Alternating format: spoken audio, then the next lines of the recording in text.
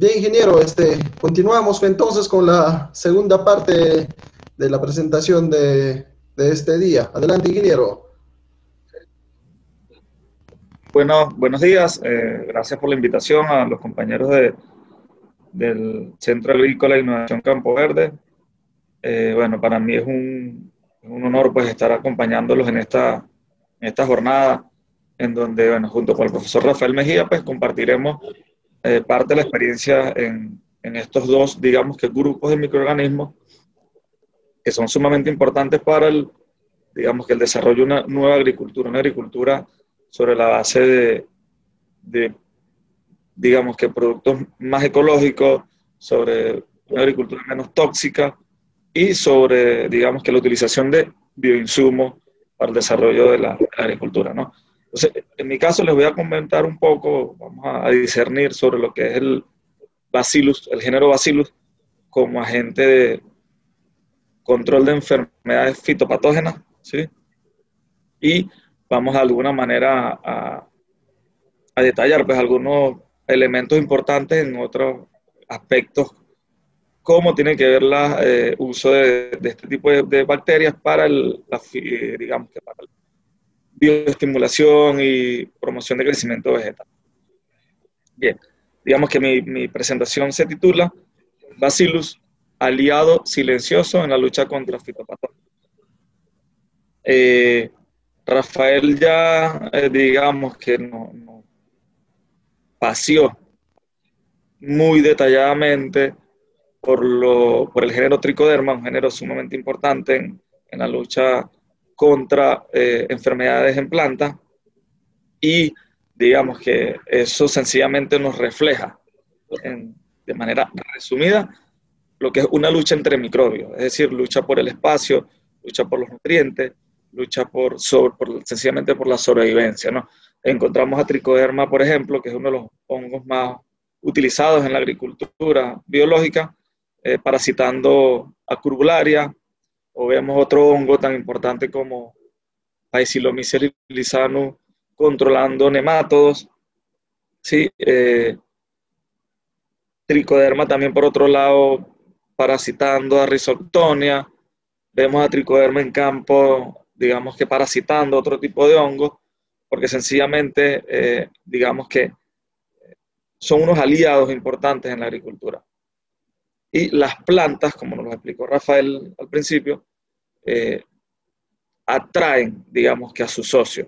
Las plantas tienen esa capacidad, gracias a la liberación de exudados radiculares, de atraer a los microorganismos que más le convienen, ¿no? Evidentemente, una vez que ellos liberan esos extractos, esos extractos radiculares, digamos, se atraen a los microorganismos benéficos, pero también se atraen a los microorganismos patógenos. Pero es allí justamente donde hongos como tricodermas y bacterias como Bacillus, entre muchas otras, comienzan a jugar un rol importante, ¿no?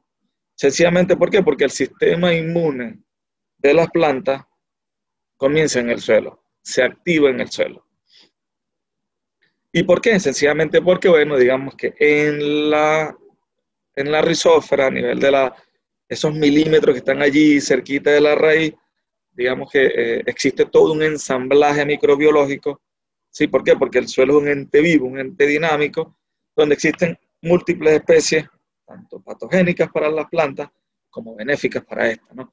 Desde, bueno, digamos que Azospirillus, que son, digamos que especies benéficas que se encargan o tienen un papel importante en la fijación biológica del nitrógeno, para los que son cereales y otro tipo de rubros, o también tenemos Rhodiotrichobium japonicum, por ejemplo, o las bacterias del género Rhizobium, que se encargan de fijar nitrógeno, Bacillus subtilis, que no solamente tiene papeles importantes en lo que es el control de patógenos, como lo vamos a ver más adelante, sino que también contribuye, ¿no?, con lo que es el desarrollo radicular, porque, bueno, tiene capacidades para inducir el crecimiento vegetal. Sí, es conocida como una bacteria promotora de crecimiento vegetal. Y como Bacillus, existen otras bacterias como Bacillus amyloides, fascien, y entre otros, como vamos a ver en el transcurso de la charla, otro grupo de especies, el género Bacillus, que cumplen funciones importantes, que cumplen un rol, digamos, que dentro del ecosistema, que va desde el biocontrol hasta digamos que facilitar a la planta la absorción de nutrientes. Bien, ¿por qué planteamos que el sistema inmune de las plantas se activa en el suelo? Sencillamente porque, bueno, las plantas no tienen la capacidad o no tienen, digamos, que las facultades o que tenemos, digamos, que los animales de defenderse, de buscar mecanismos de defensa foráneos contra las enfermedades, ¿no? Y contra las plagas. ¿Por qué? Pues sencillamente ellas están fijas en un lugar y allí tienen que, desde ese lugar, desde ese espacio, tienen que defenderse, ¿no? Nosotros podemos correr, nosotros podemos buscar refugio, pero están ahí fijas. Y en ese escenario tienen que, bueno, desarrollar un arsenal para defenderse de las plagas y de las enfermedades y evidentemente de otros consumidores, ¿no? Entonces, digamos que uno de los mecanismos que permite a la planta activar sus defensas se conoce como resistencia sistémica inducida, que es un mecanismo de defensa que es activado por bacterias del suelo, o por rizobacterias, bacterias que están en la rizósfera de la planta. Sencillamente estas bacterias tienen la capacidad de activar, de dar como que una señal, un pellizco a la planta para que ella se prepare, ¿sí?, ante la llegada de una eventualidad o de un evento patogénico, la llegada de un patógeno. Es decir, ella le da como que un pellizco a la planta y la planta desarrolla, digamos que desata una serie de mecanismos de defensa que la mantienen alerta y preparada para que en el momento que llegue el patógeno pueda dar una respuesta oportuna y salir ilesa de ese evento, ¿no? Eso se llama resistencia sistémica inducida y ocurre en la raíz gracias a la presencia de bacterias benéficas, ¿no? Este tipo de mecanismo de resistencia es de amplio espectro, es decir, se origina en la raíz, pero se expresa de hecho en las hojas, se expresa en el tallo, en el lugar donde ocurra el evento. ¿Por qué? Porque sencillamente desencadena una serie de reacciones bioquímicas que llevan a la planta a liberar ciertos compuestos que favorecen o que benefician una respuesta oportuna frente a ese evento patológico, ¿no? Esta resistencia sistémica inducida está regulada por hormonas, como el etileno o el ácido jasmónico. Es decir, son dos rutas, dos vías que la planta utiliza para, digamos que, defenderse de los patógenos. Es decir, si es un elemento, si es un patógeno que está en la hoja, por ejemplo, la planta sencillamente puede desarrollar un mecanismo allí que hace que que ocurra un proceso de necrosis de la hoja, es decir, que ese tejido muera, y con él evidentemente muere el patógeno, porque no va a tener cómo alimentarse, y es una forma, se sacrifica, pero es una forma de sobrevivir ante tal evento patológico, ¿no? Otro tipo de los mecanismos que utiliza la planta para defenderse está la resistencia inducida por herida. Es decir, en ese momento en que un insecto, por ejemplo, está alimentándose de la hoja, del tallo, del fruto o de la raíz, se desencadena, ¿no? Ese evento genera una reacción en cadena, ¿sí?, que hace que la planta reaccione. Igualmente, bien sea por la ruta del ácido jasmónico, que es una hormona, ¿sí?, y que es, digamos que no es de amplio espectro como la anterior, sino que sencillamente se concentra en la zona es que está siendo afectada, ¿no? Otro de los elementos, otro de los mecanismos que tiene la planta para defenderse y que es mediada, digamos, que tiene que ver con bacterias, ¿sí?, tiene que ver con la resistencia inducida por PAN, ¿no?, que se llama, digamos que por patrones antimicrobianos o por péptidos antimicrobianos, es decir, son péptidos que generan las bacterias beneficiosas, ¿sí?, o que generan, en otros casos, las bacterias o los patógenos que sencillamente llegan a la membrana celular, y reconocen una zona de la membrana, una zona de la pared, ¿sí? Que digamos que activan esos mecanismos de defensa de la planta, ¿no? Entonces, sencillamente, una vez que la bacteria está ahí, si una bacteria benéfica ya está ahí, se adhiere a la membrana celular y activa o desencadena, digamos que, estos mecanismos de defensa. Lo mismo pasa con los patógenos. Entonces, digamos que son mecanismos que le permiten a la planta defenderse.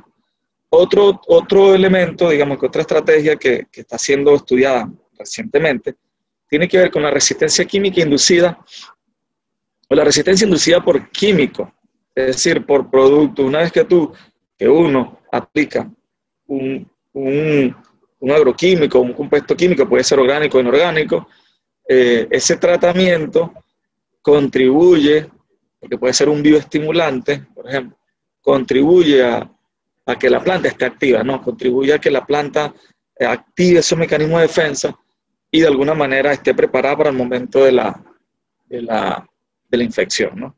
Y bueno, está la resistencia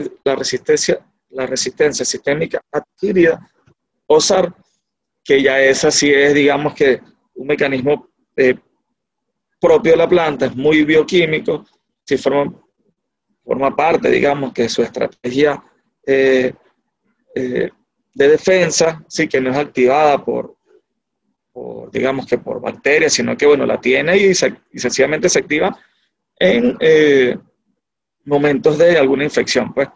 Es una resistencia, por lo tanto, es una resistencia duradera. ¿Por qué? Porque forma parte de la defensa de la planta. Sí, digamos que es un incremento, un mecanismo que, digamos que comienza en un lugar, ¿sí?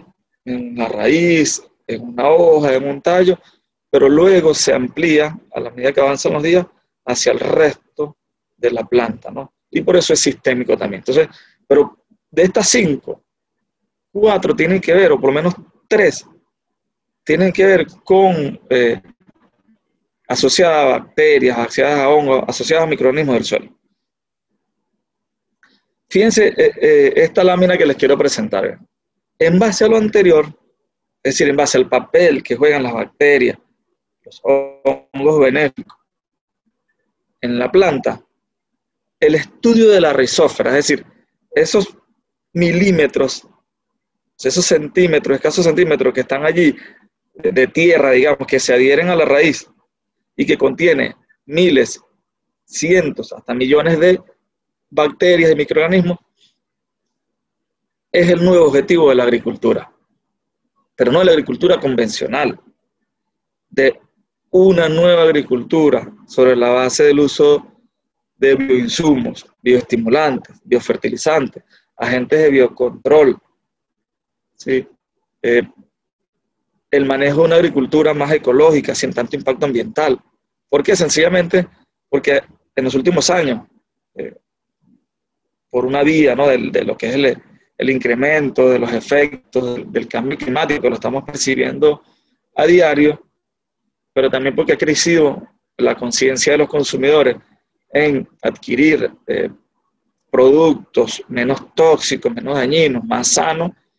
Entonces hay todo, digamos que una necesidad, hay toda una necesidad de avanzar hacia una agricultura menos tóxica, menos destructiva, hacia una agricultura más constructiva de suelo.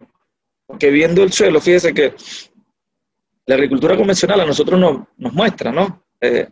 Digamos que la revolución verde para acá, que el suelo básicamente funciona como un sustrato, como el sostén de la planta. Y que yo, desde el uso de fertilizantes sintéticos y del uso de agroquímicos, le voy a dar todo lo que la planta necesita para que ella me lo retribuya, digamos que en una buena cosecha. Entonces yo veo el suelo como un sustrato. No, yo no necesito vida en ese suelo porque al final yo le voy a incorporar todos los nutrientes que la planta requiere, pero que no es más que nitrógeno, fósforo y potasio, es lo que viene en esa fórmula. Y si tiene un problema de plaga, aplico un insecticida. Y si hay un problema de enfermedades, aplico un fungicida, un bactericida o un nematicida. Y si hay problema de agua, aplico riego.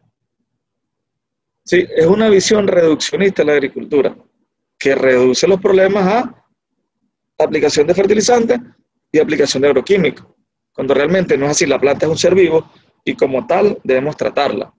Entonces, esta nueva agricultura, digamos que la génesis de esta nueva agricultura tiene su esencia en el comprender primeramente que la planta es un ser vivo y que el suelo es un ente dinámico, un ente con vida, y por lo tanto existen múltiples interacciones biológicas, físicas y químicas que son los que conllevan precisamente a que haya un cultivo sano o que haya un cultivo enfermo. Un cultivo sano es un cultivo rico, como lo vamos a ver más adelante, un cultivo diverso, ¿no? Una biodiversidad microbiana amplia. Un cultivo enfermo normalmente tiende a ser en suelos pobres, en suelos con baja carga microbiana, hay un desequilibrio, y ese desequilibrio pues me lleva a que la planta manifieste esa deficiencia y puedan ser detectadas por las plantas, por las bacterias, hongos, nematodos o algunos herbívoros, ¿no? Se detecta y tenemos un cultivo enfermo. Por eso, nosotros haciendo un buen manejo de la rizófera, vamos a avanzar a una agricultura menos tóxica, pero igualmente productiva. No, ya lo veíamos inicialmente, ¿no? Que bueno, que la rizófera es, digamos, que es ese espacio, ¿no? De la raíz, ahí pegadita a la raíz, esos escasos milímetros, donde, bueno, se desarrollan hongos, bacterias, donde existe un intercambio de nutrientes entre las plantas y los microorganismos, en donde la planta libera exudados ricos en azúcares, en carbono, y obviamente metabolitos secundarios que le permiten hacer frente a ciertas enfermedades y ciertos patógenos, pero que también están allí bacterias y hongos aliados que forman como una barrera, ¿no? O sea, una barrera allí que por un lado pues favorecen digamos que la absorción de nutrientes porque tienen ciertas particularidades como fijación de nitrógeno, liberación de fósforo y potasio, pero por otro lado, pues, inhiben el desarrollo de ciertos microorganismos y por lo tanto es una alianza estratégica entre las plantas, que ellas, evidentemente, a través de los exudados, liberan nutrientes que le van a favorecer a las bacterias, a los hongos, crecer. Y ese desarrollo de esos microorganismos inhibe, gracias a, como lo vamos a ver más adelante, a ese arsenal que tienen los microorganismos benéficos como Bacillus, que no solamente uno, sino son muchísimos, que se encargan entonces de frenar el desarrollo de otro tipo de microorganismos patógenos. Como les decía, pues existe, digamos que es un espacio dinámico, ¿no? Donde la planta absorbe nutrientes, libera carbohidratos, azúcares a través de los exudados, atrae también a microorganismos benéficos, pero también vienen microorganismos patógenos, ¿sí? Y es allí donde existe, en ese feedback, en ese intercambio, en esa comunicación entre la planta y los microorganismos, es que se da, digamos que, o es que esa alianza estratégica juega un papel importante precisamente en la inhibición, en el control de estas especies que no nos conviene que se desarrollen allí y que generan tantos problemas a los cultivos, ¿no? Entonces, ya vimos por qué es tan importante el manejo de la rizófera.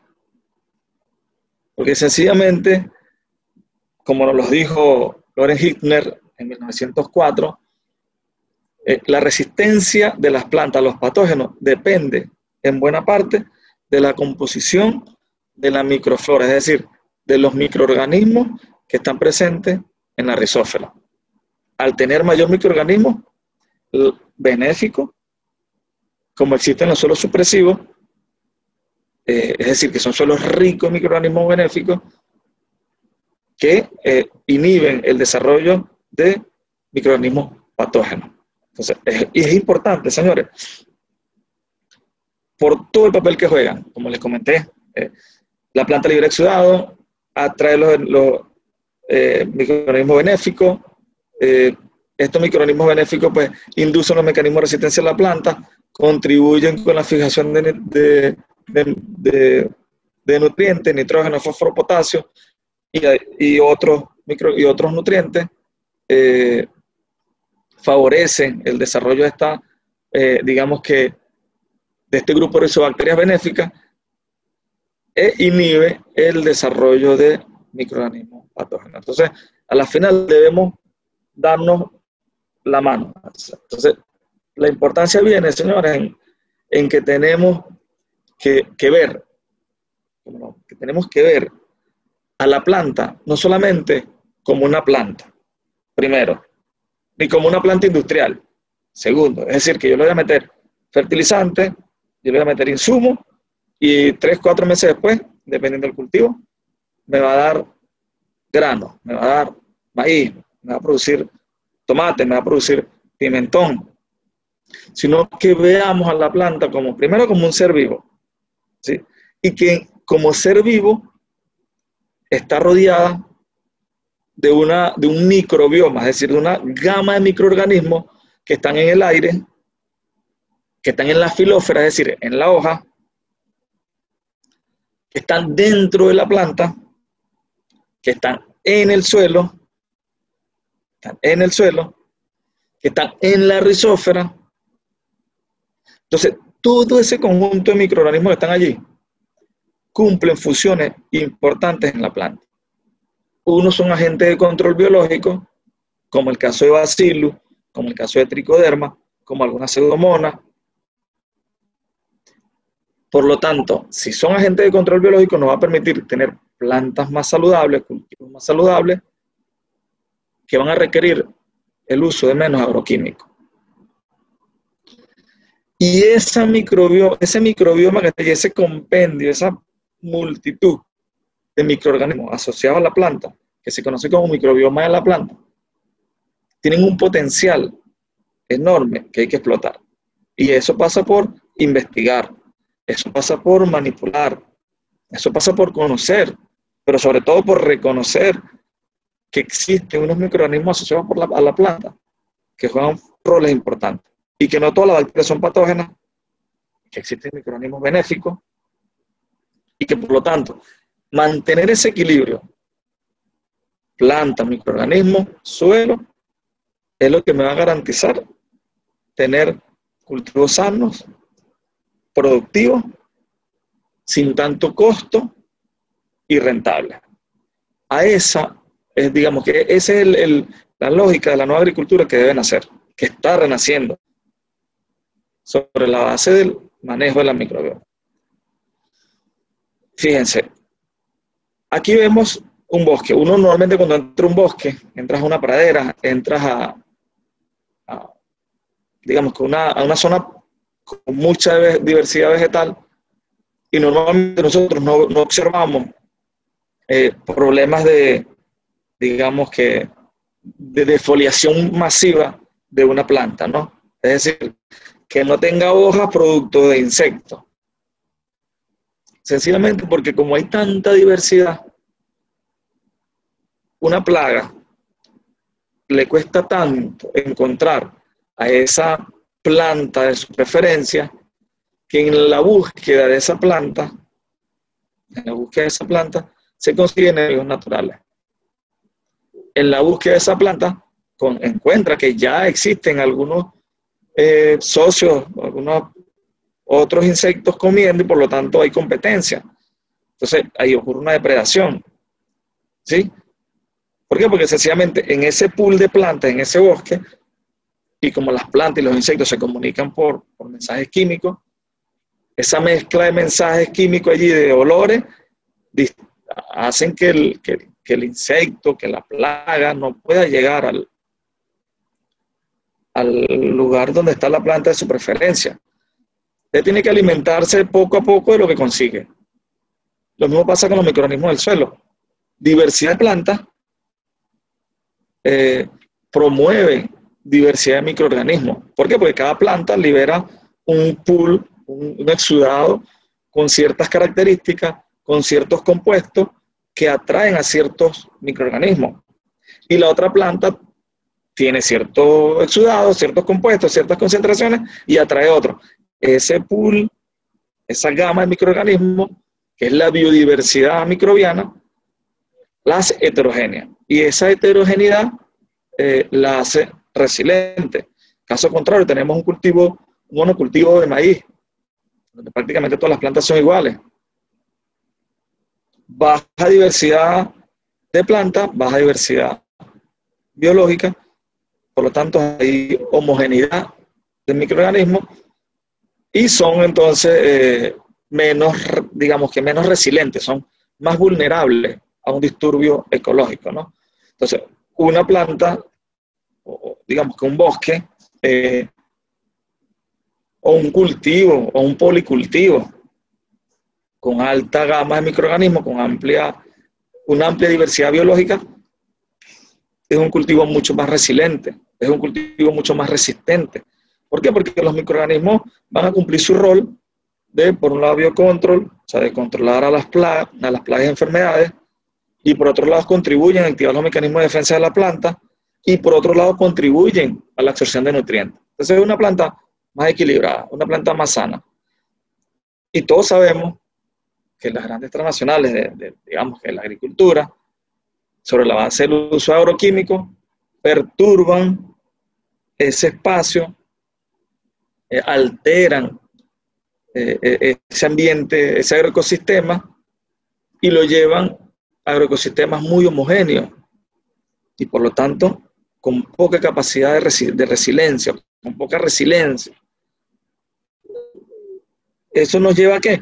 A que tenemos que aplicar más agroquímicos, a que debemos aplicar más fertilizantes, que no siempre más es bueno, no siempre más es mejor, porque no es todo lo contrario, más fertilizante lleva a mayores problemas, pero eso está bien pensado, ¿no? Porque si tú desequilibras ese ambiente, las plantas requieren entonces mayor uso de agroquímicos que yo los voy a producir y que necesitas comprar. Entonces se genera una dependencia. Este es un ejemplo que les quería traer rapidito, ¿no?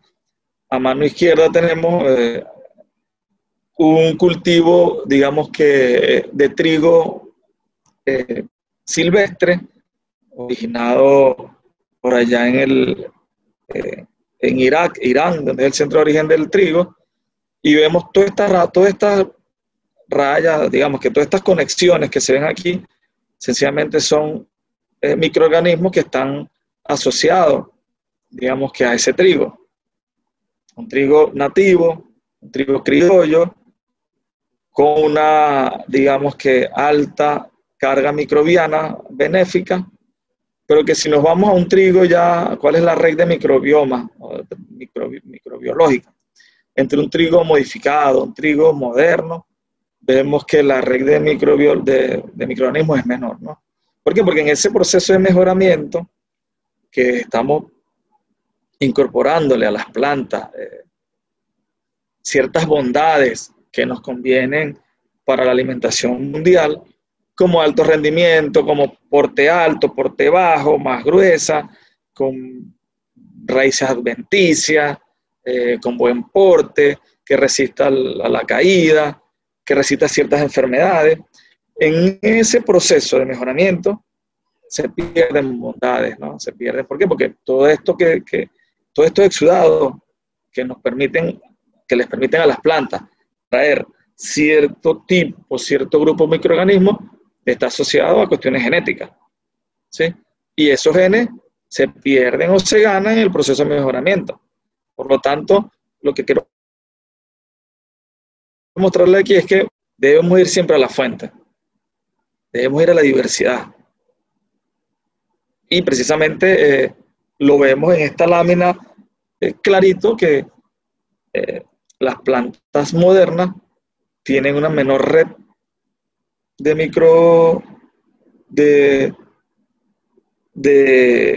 microorganismos que las plantas silvestres. Entonces, bueno, en esta lámina solo quería mostrarles que existen ya, digamos que, nuevas ramas de la ciencia, como la metagenómica, que se encarga de estudiar todos los microorganismos que están asociados a un área determinada, ¿no? Nos permite extraer, rastrear, analizar el genoma de formas de vida de un hábitat determinado. A nosotros en este caso nos interesa la microbioma o los microorganismos del suelo. ¿Sí? Y ya la tendencia que se traía anteriormente de caracterizar todos los microorganismos, cada microorganismo que está en una muestra, como que se está quedando un poquito atrás. Ya no es tan importante caracterizar, si bien es importante caracterizarlo, como lo vamos más adelante, para términos de usos como agentes de biocontrol, que tenemos que caracterizarlo, pero en términos de función, como microbioma como tal, como esa sinergia que existe entre la gran cantidad de microorganismos que existen en el suelo, no es tan necesario, gracias a estas técnicas, de aislar cada microorganismo y clasificarlo. Sino, bueno, ya sé que yo sencillamente con una muestra de ADN de todo ese pool que está allí y con toda la base de datos que existe actualmente en términos de genética, yo ya puedo identificar, saber qué grupos de bacterias están en una determinada zona. Entonces yo agarro una muestra de suelo en una zona, digamos que el Alto Perú, ¿sí? Una zona de Guará, por ejemplo, de un cultivo de maíz o un cultivo de papa. Y yo esa muestra de suelo, si yo cultivo, como nos lo explicaba Rafael, que yo hago una solución madre de esa muestra de suelo, hago una solución madre y luego siembro, y después que siembro en placas de cultivo, comienzo a aislar cada uno de los microorganismos que creció allí. Pero es importante que sepan que la mayoría de los microorganismos del suelo no crecen o no ha podido ser, digamos que, desarrollados o crecidos en medios artificiales en el laboratorio. Entonces, como eso es todo un problema, ¿qué hago? Bueno, y ya como tengo una base de datos muy grande de microorganismos a los que se le ha hecho la caracterización de su genoma, están clasificados e identificados por biología molecular, yo sencillamente hago un muestreo de suelo, hago una solución madre, diluyo eso, y de ese pool de microorganismos que está allí, hago una extracción de ADN, y luego me voy con programas de computación muy modernos y muy avanzados, digamos que identificando grupos de organismos por la secuencia de ADN que tengan. Entonces ya, bueno, lo voy haciendo por pool, ¿no? Y es sumamente importante, esa es la nueva tendencia, ¿no? Yo quería mostrarles rapidito sobre la base de lo que vengo hablando, de lo que es el pool de microorganismos asociados a las plantas, que hubo un estudio similar en los seres humanos que se llama el proyecto Microbioma Humano o Human Microbiome Project, que se realizó en el 2009-2012, y que buscaba sencillamente identificar todos los microbios asociados, o todo el microbioma asociado al cuerpo humano. ¿Para qué? Para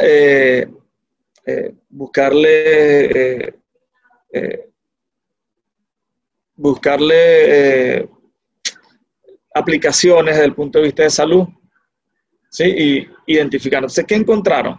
¿O qué se encontró de ese estudio del genoma humano? Primero, que existe una analogía funcional entre el sistema digestivo de los seres humanos y el sistema radicular de las plantas. Es el lugar en ambos, tanto en plantas como animales, donde existe mayor cantidad de microorganismos, donde existe mayor cantidad de bacterias. Fíjense, en ese estudio de microbioma y estudios que se desarrollaron más adelante, se determinó que por cada célula humana hay 1,3 células bacterianas, es decir, hay aproximadamente 33 billones de células de células humanas y hay 38 billones de bacterias en nuestro cuerpo. Y la mayoría se encuentra en el sistema digestivo, justamente donde se lleva a cabo la nutrición en los seres humanos, pero que también existe esa misma amplia gama de microorganismos, existe en las raíces, donde también se lleva a cabo el proceso de absorción de nutrientes, pero que en ambos casos también están asociados a desarrollo, también está asociado, como lo vimos anteriormente, a la protección, a la activación de los mecanismos de defensa. Entonces, hay una analogía importante que quería mostrarles, ¿no? Podemos decir que la rizósfera es el sistema digestivo de adentro hacia afuera, en nuestro caso, ¿no? El sistema digestivo de las plantas de adentro hacia afuera. ¿Por qué? Porque, bueno, es como una extensión del sistema digestivo. Si lo vemos, si hacemos la analogía nuestra, el nuestro está, digamos que encapsulado en el estómago, pero la raíz está afuera. Entonces es como el sistema digestivo afuera. Y justo en ambos casos, tanto en los seres humanos como en la rizósfera, en ese sistema digestivo y en el sistema radicular, están dominados por los mismos 4 filus bacterianos: el Firmicutes, Bacteroidetes, Proteobacteria y Actinobacteria. Esos 4 grupos, que son los más abundantes, están en las raíces y están en el sistema digestivo. Entonces aquí, ¿qué vemos? ¿No? Primero, que en ambos casos tienen impacto en lo que es la fisiología y el metabolismo tanto de las plantas como de los animales. En ambos cumple un papel importante en la absorción de nutrientes. En ambos casos ocurre producción de aminoácidos, producción de vitaminas, producción de hormonas de crecimiento. ¿Sí? Evidentemente el número de bacterias, la diversidad y la abundancia va a depender de un tema genético, ¿sí? Ambos casos, digamos que están inmersos en un gradiente de pH, de oxígeno, de agua, que digamos que va a depender de la alimentación y en el caso de las plantas, el tipo de suelo y la zona en que se encuentre.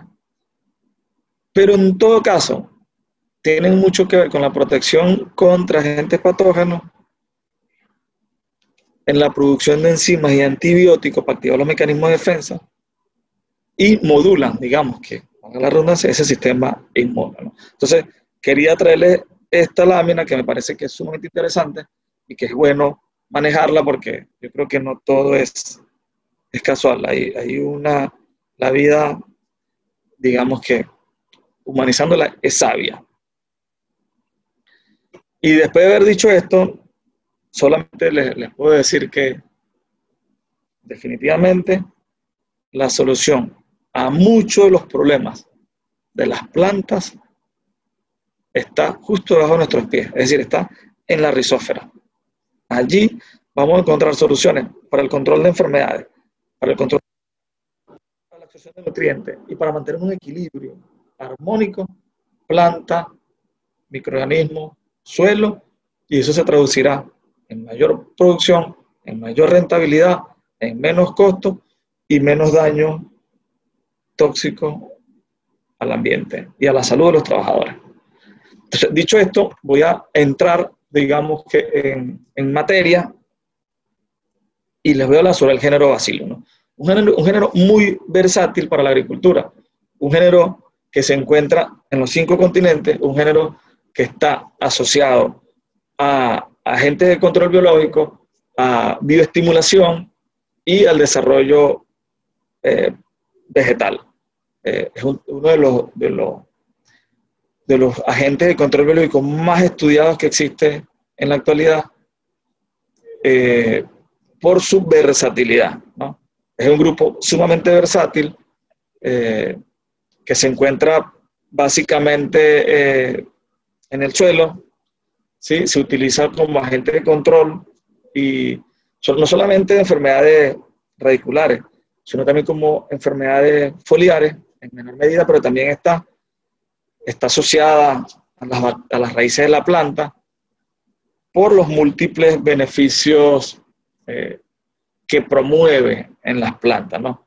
Es la bacteria promotora de crecimiento vegetal por excelencia, una de las más estudiadas, y hoy por hoy, como lo vamos a ver más adelante, una especie, el género Bacillus, que es Bacillus velezensis, es la bacteria modelo para el estudio de bacterias promotoras de crecimiento vegetal y agentes de control biológico en el mundo, ¿no? O sea, es la bacteria por las bondades que tiene, por el arsenal de mecanismos de acción que tiene, que te da para todo, es la bacteria más usada en los actuales momentos y es el modelo biológico de bacterias gram positiva para el estudio de promotor de crecimiento vegetal y control biológico, ¿no?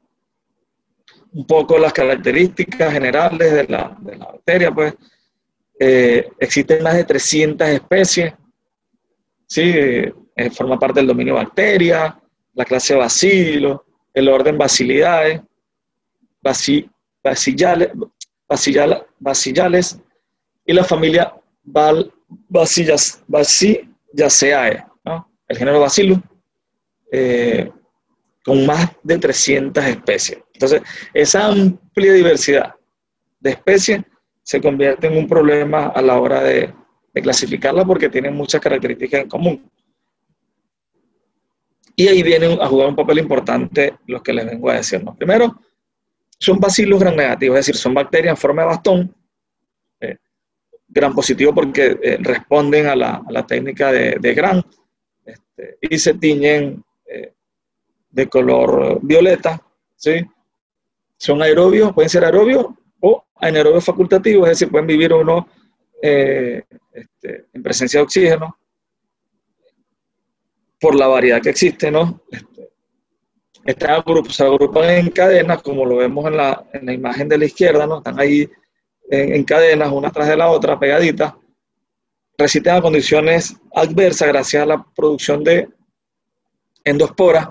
La mayoría son saprófitos, es decir, son de vida libre, y se encuentran tanto en el suelo como en sedimentos acuáticos, ¿no?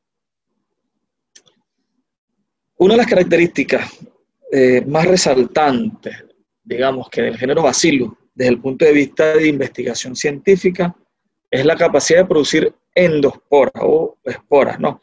¿Por qué? Porque esas esporas las hace resistentes a altas temperaturas, a condiciones de pH desfavorables, pueden ser altos o bajos, a la radiación ultravioleta, a la congelación, a la escasez de nutrientes y agua.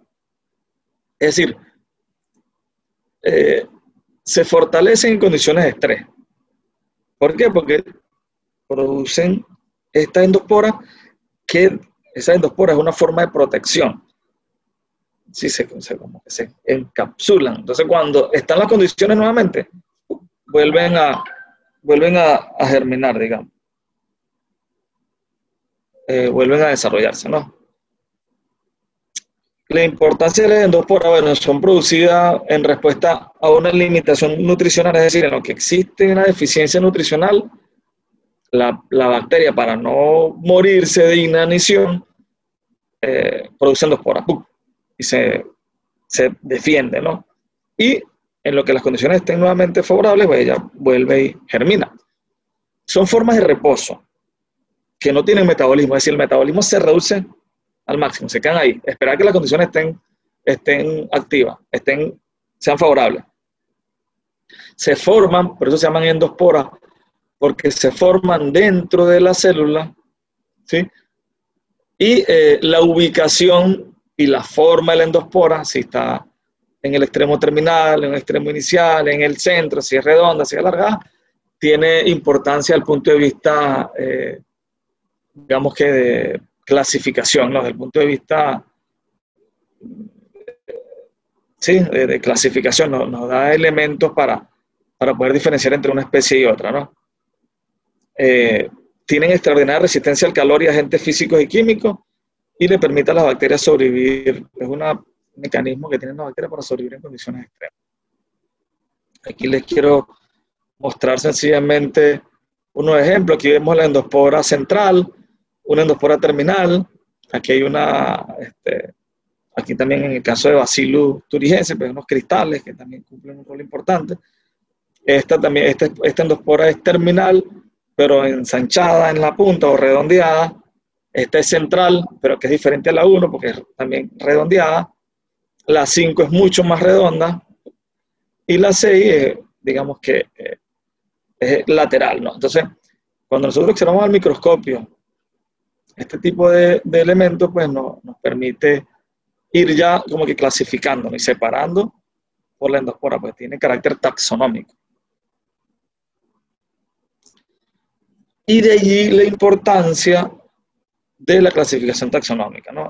Bacillus subtilis, por ejemplo, aquí tenemos 4 cepas, cuatro cepas de Bacillus subtilis, y todas son diferentes, Aquí tenemos Trichoderma garciano, y todas son diferentes, pero todas son tricodermas, pero tiene ciertas características morfológicas que la hacen diferente, y esa característica diferencial se manifiesta incluso en los mecanismos de acción, pues te permite diferenciar, bueno, la cepa 3, la cepa 4, la cepa 5, tiene esta característica y la cepa 6 tiene esta característica. Y en base a eso tú escoges la que más te convenga como agente de control biológico, ¿no?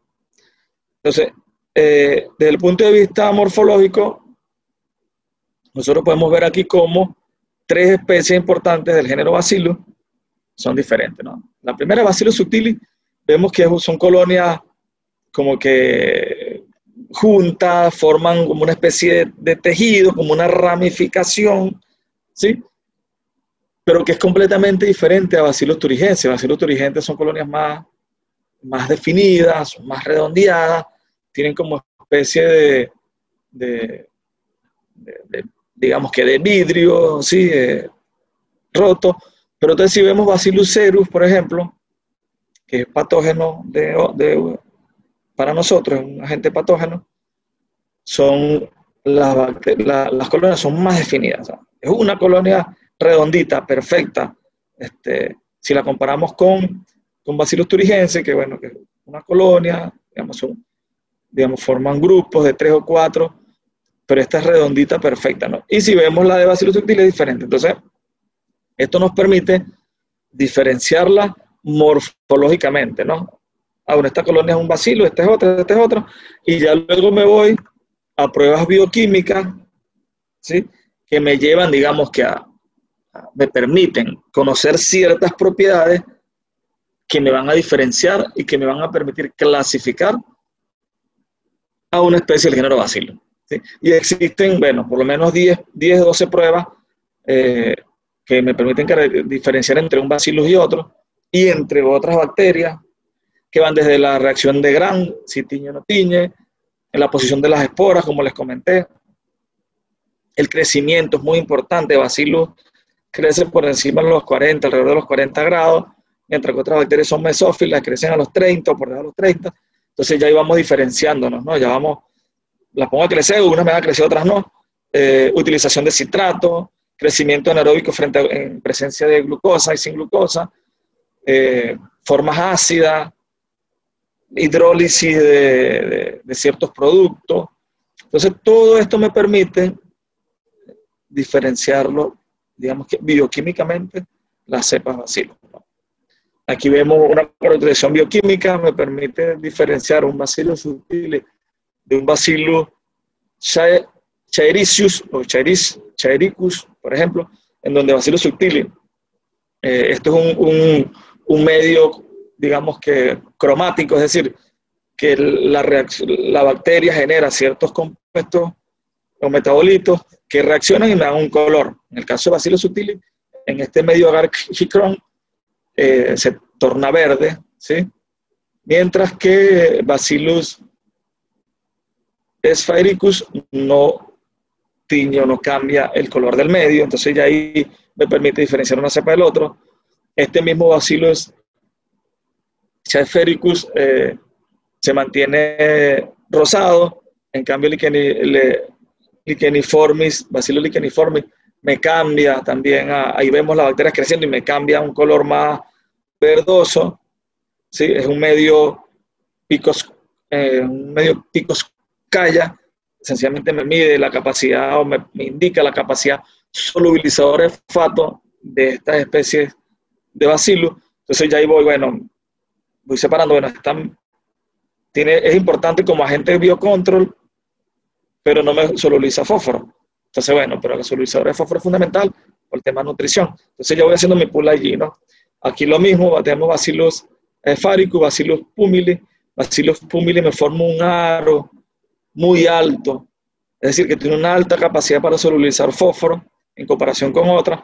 Entonces ya voy identificando mis bacterias, ya las voy clasificando, las voy seleccionando y le voy dando el uso que me convenga, ¿no? Para mi cultivo, bien sea como control biológico o como solubilizadora de nutrientes, en este caso de fósforo.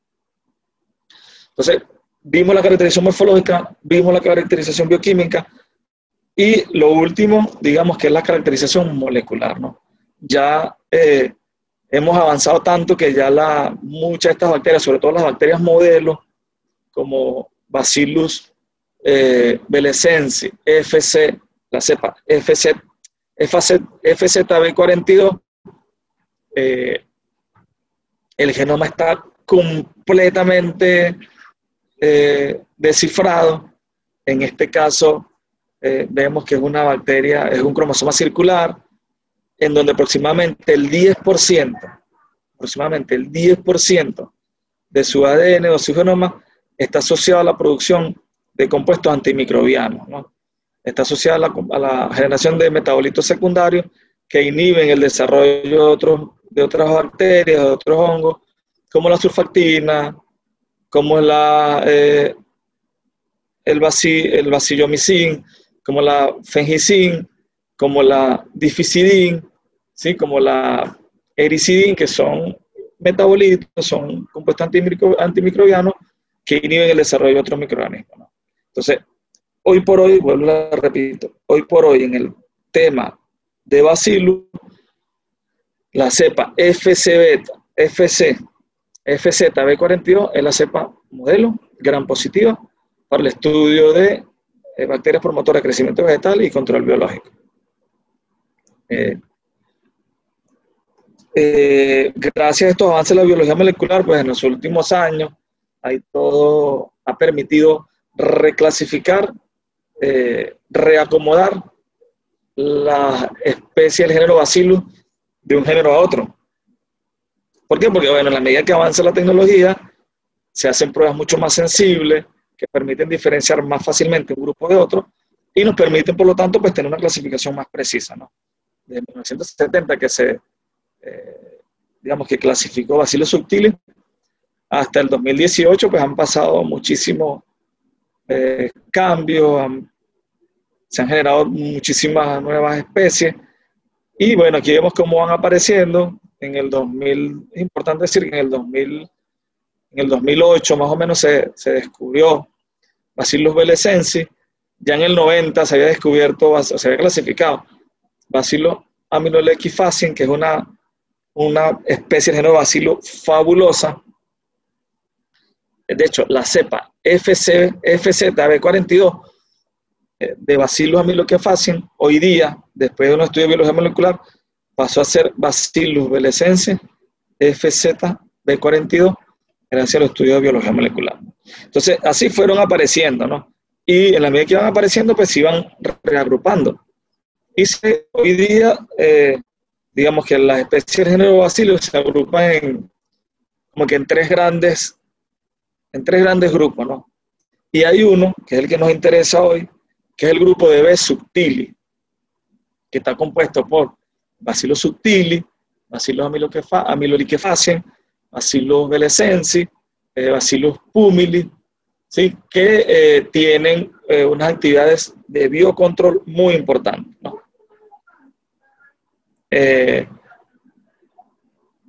Aquí les comentaba pues, que, por ejemplo, en el 90 más o menos, se descubrió la cepa Bacillus amylolequifacin, pero que luego en el 2016 y 2017 pasó a llamarse Bacillus belesensi, FZB42.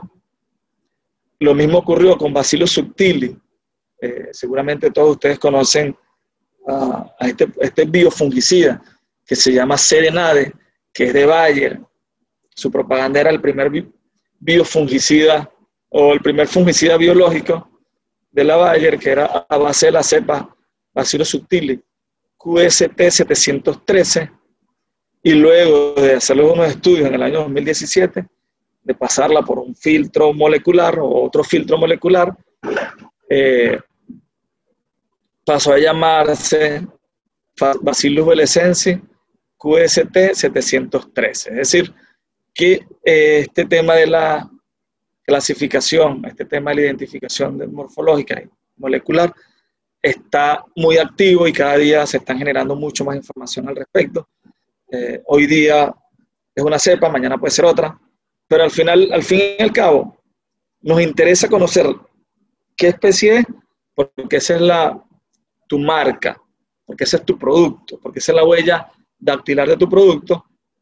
Pero en este caso, que pasó de ser Bacillus subtilis a Bacillus bellecensis, solamente cambia el nombre, porque las propiedades ya las tiene. Pero es importante saber, porque te permite identificar a la hora de un fraude que te quieran engañarte, diciéndote que tu cepa fue la que ocasionó tal o que problema. Sencillamente te dice, bueno, ya va, un momento, yo puedo hacer una prueba de biología molecular a mi cepa y le identifico, y si la que generó ese problema es esta, bueno, asumo, pero si no, sencillamente hubo un error, ¿no? Esto para el tema de estafas y es fundamental. Gracias a todos estos avances de biología molecular, la cepa de Bacillus bellecensis, FZB42, en el 2018, en honor a los 10 años de haberse clasificado esta cepa, se generó una base de datos de biología molecular que se llama AmiloWiki, que te permite obtener toda la información que tú requieras y que se ha generado hasta el momento acerca de esta especie, ¿no? Así que es muy interesante para todos los que están interesados, pueden investigar allí, todo lo que necesiten saber sobre Bacillus bellecensis. Entonces, bueno, yo les decía que habían por lo menos 3 grandes grupos. A nosotros nos interesa el grupo 4 de Bacillus subtilis, que tiene Bacillus subtilis, Bacillus licheniforme, Bacillus amyloliquefaciens, Bacillus bellecensis, pero también está el grupo EPKIS, que está Bacillus thuringiensis, que si bien es cierto no actúa como control de enfermedades, es fundamental como controlador de plagas, sobre todo de especies como el gusano cogollero del maíz y otras especies de dípteros y otros lepidópteros. Y el grupo 2 tenemos a Bacillus megatherium, que es fundamental como fijador, como solubilizador de fósforo, ¿no? Dentro del grupo de B subtilis, pues son eficientes en la promoción de crecimiento vegetal y el control biológico de patógenos.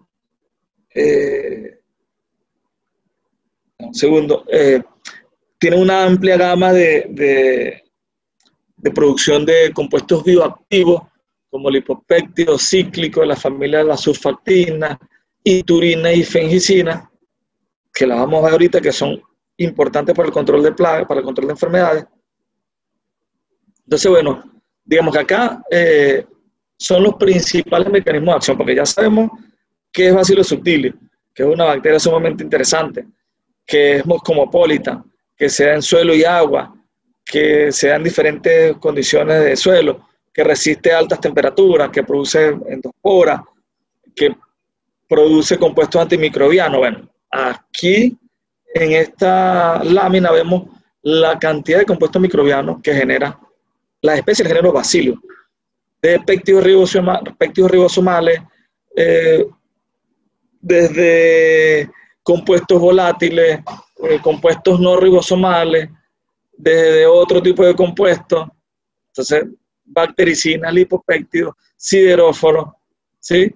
Entonces, es un grupo sumamente interesante que, sabiéndolo usar bien, sabiéndolo manejar, nos ayuda muchísimo en el control de enfermedades, ¿no? Entonces, fíjense aquí, vamos a entrar con lo primero, ¿no? ¿Cuáles son las moléculas bioactivas que producen las especies del género Bacillus? Los primeros son péptidos ribosomales, y en este están bacteriocinas y enzimas, ¿no? Que tienen ciertas bondades, ¿no? Primero, tienen la capacidad de inhibir el crecimiento de otras bacterias estrechamente relacionadas, como cepas como la cepa productora, por ejemplo. Es decir, Bacillus subtilis y esta especie de género Bacillus producen compuestos microbianos que inhiben el desarrollo de otras bacterias. ¿Para qué? Porque ellas son invasivas y se apoderan del espacio, y por tanto inhiben el desarrollo de otras bacterias. Tienen actividad antagonista porque precisamente producen estos compuestos antimicrobianos. Y tienen diversas actividades metabólicas como la mediación de la detección del quorum sensi, la lisis celular o la inducción de competencia genética. ¿Sí? Es decir, la acción controladora de Bacillus subtilis se debe precisamente a la alta capacidad, la alta gama de metabolitos voraces que es capaz de producir. Yo aquí les voy a presentar un video, digamos, muy corto que nos muestra algunas de las bondades que tiene el grupo de bacterias, el género Bacillus. Entonces, vemos un cultivo, ¿sí? Un cultivo puede ser de alguna hortaliza. Queremos ver la capacidad antimicrobiana o antifúngica y bactericida que tiene la cepa del género Bacillus. Aquí vamos a ver, digamos, que la forma que tiene la bacteria en un esquema bien gráfico. Vemos que son como unos bastoncitos, ¿no? Que ellas comienzan a germinar, ¿sí? Se desarrollan tanto en las hojas como en el suelo, invaden, colonizan ese espacio y comienzan luego a liberar estos metabolitos secundarios de los que les voy a hablar, en presencia, digamos, que de sustancias de otros patógenos. Sí, aquí vemos que están cayendo las esporas de ciertos hongos, entonces ellos comienzan ya a hacer digamos que su mecanismo, ¿no? Se adhieren a la membrana, existe un proceso de reconocimiento, los lipopéptidos cumplen una función importante, desequilibran la membrana celular de los hongos gracias a la acción de bacterias como la glucanasa, la quinasa, que abren unos poros, desestabilizan la membrana y al final ocurre como una deshidratación, una lisis de los hongos y inhiben el desarrollo y la germinación de esto. Por lo tanto, cumplen un papel importante en el control de estas enfermedades y le permiten a la planta mantener, digamos que, mantenerse sana por un periodo de tiempo, además de que, bueno, le activa, como ya les comenté anteriormente, los mecanismos de resistencia de la planta por la vía de resistencia sistémica inducida o por la vía de bien sea la adquirida en el caso de la planta, ¿no? Es una acción biocontroladora gracias a esa amplia gama de compuestos antimicrobianos que permiten, digamos que le dan esa facultad biocontroladora, ¿no? Esas moléculas bioactivas, pues, tienen péptidos post-transcripcionales, es decir, que una vez que se generan, sufren modificaciones a nivel de los ribosomas más adelante y se generan péptidos de cadena corta, ¿no? Y están los péptidos que no son modificados, ¿sí? Que también juegan un papel importante en ese mecanismo de acción contra los hongos y bacterias, ¿no? Aquí vemos, ¿no? Una de las bacteriocinas más importantes del género Bacillus. Lo que le quiero explicar aquí es básicamente cómo una vez que se forma esta cadena larga, luego sufre una modificación y después de ser una cadena más larga, vemos que es completamente verde. Aquí vemos toda la cadena de aminoácidos que hay, triptofano, lisina, serina, cistina, ¿sí? Prolina, que luego vemos aquí que están verdes, pero luego vemos en una segunda fase cómo se han incorporado otros elementos, ¿sí? Es decir, se vienen modificando y finalmente queda de esta manera, ¿no? Se incorporaron moléculas, en este caso anaranjadas, o otras proteínas, otros aminoácidos como la alanina, que esencialmente son los que vienen a darle esa característica final a la planta, a la bacteria, ¿no? También vemos la subtilin, que es un metabolismo producido por Bacillus subtilis, Y vemos también nisin, que es una enzima producida por este tipo de bacterias, cuyo objetivo es la envoltura bacteriana. Es decir, ellos buscan la célula, buscan la membrana celular, porque allí, como vamos a ver más adelante, es donde va a generar el efecto caotrópico, digamos, va a generar el desbalance, si se generan unas vacuolas, unos poros, en donde las bacterias y los hongos pues pierden sus propiedades, ¿no? Entonces ellos, modo de acción, vesicularización del protoplasma, es decir, se generan vesículas. Formación de poros, al haber poros, pero por ahí ocurren, o gracias a esos poros, pues las bacterias y los hongos pierden sus propiedades y terminan perdiendo esas facultades de germinación y desarrollo, ¿no? Tienen actividad bactericida y exhiben cierta actividad bacteriostática, es decir, bactericida es que inhibe, digamos, o elimina por estas acciones, por estos metabolitos, pues, digamos que inhibe el desarrollo de estas bacterias, las elimina. Si una sustancia antibiótica, pues, evidentemente rompe la bacteria no muere. Y bacteriostática es que inhibe la reproducción, o sea, inhibe la multiplicación. No las mata, pero tienen una baja tasa de multiplicación.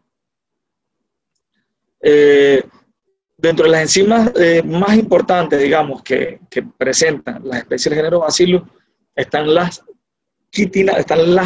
quitinasas, las proteasas, las celulasas y las glucanasas. ¿Y por qué son importantes? Sencillamente porque la membrana, la pared celular de los hongos y la membrana es rica en quitina y es rica en glucanasa. Entonces, si yo produzco quitinasa, mi blanco es la enzima, mi blanco es la quitina, que la puedo degradar, la puedo romper, y por ahí genero el poro, por ahí genero la vesícula, y por ahí comienza el caos en el hongo, ¿no? Lo mismo pasa con la glucanasa, que su blanco es el glucano, y por allí yo puedo comenzar la acción, ¿no? También tienen enzimas líticas que rompen la membrana celular, ¿sí? Y las proteasas que rompen cualquier proteína. Entonces, digamos que es un mecanismo diverso, ¿no? O sea, no es un único mecanismo, no es una sola forma de accionar, sino que lanza ese pool de enzimas líticas, ese pool de enzimas y de péptidos, que cada uno va a cumplir un rol importante, y por eso es importante, digamos, que también manejar un pool microbiano, porque cada una de ellas va a actuar de manera diferente, y por lo tanto cada una va a permitir o va a inhibir de una manera diferente el desarrollo de esos patógenos, y por lo tanto van a favorecer el desarrollo armónico de la planta y van a mejorar la absorción de nutrientes, y van a hacer que la planta sea una planta mucho más sana. Otra de las enzimas líticas, digamos, que son como la celulasa, la glucanasa y la proteasa, son enzimas que se encargan, pues, de romper, como los vimos anteriormente, pues, los enlaces y romper, digamos, que las membranas, y actuar allí para que estos hongos y estas bacterias no se desarrollen.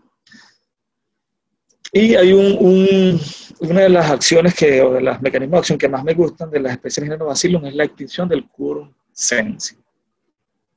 El quorum sensi es un mecanismo de comunicación que tienen las bacterias, que tienen ciertos microorganismos, que permiten, una vez que haya un cierto nivel poblacional de esos microorganismos, se activen los mecanismos de acción de esos microorganismos. Es decir, si hay una sola bacteria, si hay 10, si hay 1 por 10 a la 1 bacteria, eso es muy poquito, no existe un nivel de desarrollo tan alto como para que las bacterias comiencen a generar metabolitos secundarios para invadir, porque son muy pocas.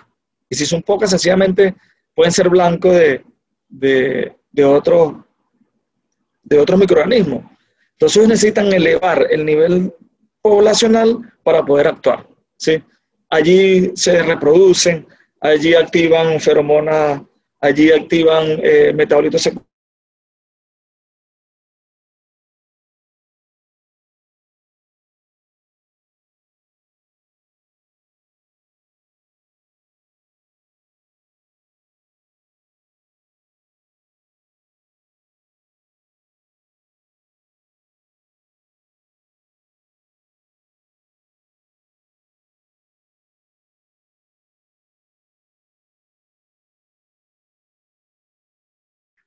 Las endotoxinas son, digamos que una toxina muy típica. Nosotros vimos muy típica, digamos, del género Bacillus subtilis, el género Bacillus, pero la especie subtilis, que sencillamente tiene una actividad insecticida, ¿no? La bacteria, los géneros Bacillus, pues libera unas esporas de cristal, son unos cristales. Esta toxina, al ser ingerida por el insecto, entra, digamos que al aparato digestivo del mismo. Esa endotoxina que está allí, que es una, digamos, que se rompe por las condiciones del sistema digestivo del insecto, se forma una prototoxina. Esa prototoxina se activa en esas condiciones y se une al epitelio a unos receptores del epitelio del sistema digestivo de los insectos y abre un poro en el sistema digestivo, ¿no? Ese poro que se genera allí hace que entren X cantidad de bacterias, X cantidad de toxinas y se genera una enfermedad sistémica, digamos, que en el insecto, porque entra a la hemolinfa, ¿no? Entra toda esa bacteria entra en la hemolinfa, se genera una septicemia, el insecto muere de inanición porque deja de comer, le da una especie de diarrea, deja de comer y se muere. Entonces, esa es la función de esta endotoxina que me parece importante tocarla. Sí, entonces, y acá, bueno, un resumen de los mecanismos de acción, digamos que de Bacillus, ¿no? Bueno, genera polipéptidos o lípidos que activan los mecanismos de defensa, también genera sideróforos, también genera enzimas líticas que inhiben el desarrollo de los patógenos, también genera endotoxinas, como las que vimos de Bacillus thuringiensis, que al alimentarse una larva pues muere, y activa los mecanismos, el mecanismo de resistencia sistémica inducida, y hace que la planta responda bien ante ciertos factores de estrés. Con esta imagen lo que les quiero decir es que este tipo el género Bacillus pues tiene una amplia gama de herramientas que inhiben el desarrollo de ciertos patógenos y que hay un mundo por delante que debemos descubrir, que debemos seguir investigando, y por eso las empresas privadas, las universidades deben, digamos, que aliarse, ¿no? Una alianza estratégica para hacer frente, ¿no? a los patógenos de las plantas y al uso de los microorganismos como Bacillus, como Trichoderma, fomentar y financiar la investigación en este campo para el desarrollo de nuevos productos. Bueno, es la última lámina que les traigo. De verdad, espero les haya encantado. Es una presentación sencilla que tiene mucho impacto en la agricultura. Entonces, bueno, quedo a disposición, ingeniero Rasul, para cualquier duda, cualquier pregunta al respecto.